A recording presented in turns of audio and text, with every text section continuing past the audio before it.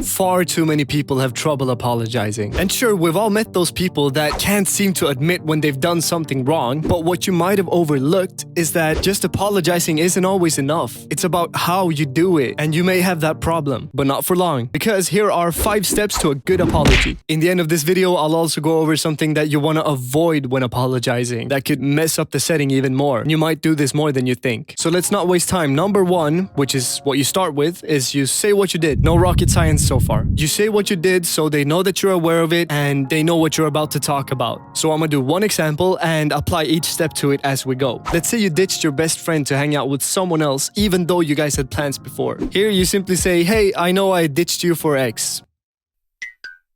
Number 2 is you acknowledge that it was harmful. You've got to assure them that you've understood that it wasn't cool what you did, that you know that you've done something bad. This will allow them to see that you're not only aware of the fact that you've done something, but also the fact that it was something bad. So you continue by saying, it wasn't cool of me to do that. A bro should not ditch his best bro for a random bro. Number 3 is you take responsibility, not only for the behavior, but also for the harm. So you first, of course, take responsibility for the behavior, which I believe is quite common and most people do. You just say that it was your bad, the hurtful thing that you did. Now, this is important, but it's easy to overlook the second part, taking responsibility for the harm. To let them know that it wasn't just your fault that you acted like you did, but also that it's your fault that they now feel like they do. To continue the example, you say, it was wrong to ditch you for X, and it was fully my fault. And I know you felt bad because of it, which is also completely on me. Step 4. You let them know you regret it. Show them you regret it. Show them that you truly wish that you wouldn't have done the thing that you did because you regret the behavior and the harm that it did to them. What is dangerous here is if you would only show regret over the harm that it did to them and not the behavior. But we'll get more into that later. To properly show them that you regret what you did, it's really important that you follow the previous steps properly. If you haven't shown that you know what you've done is wrong and you haven't taken responsibility, it might come across as disingenuous. So to add step 4 to the example, you'd want to say, I truly wish I wouldn't have just ditched you like that. You're my best friend and I've really regretted what I did since it happened.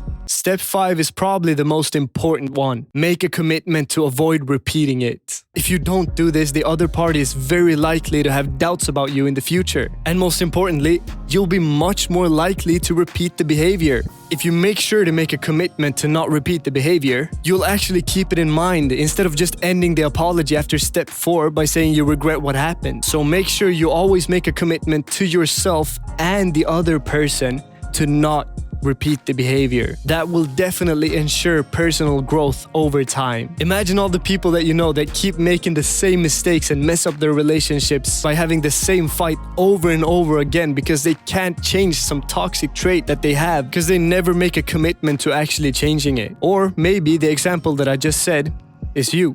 Now, before we end, I want to bring up something you want to avoid. Too many people make this mistake and it does not feel too good to be on the receiving end of it. And that is a finger-pointing apology. You explain your behavior by telling them that it was something that they did that made you act the way you acted. Always focus on your own actions. Never explain your behavior as a response to the other person's behavior. A quick example of this is to say, I'm sorry that what I said offended you. Or I'm sorry you feel that way. You're not apologizing for what you did, just for how it made them feel. So that's 5 steps to a good apology and 1 mistake. Now implement them and go earn your sleep.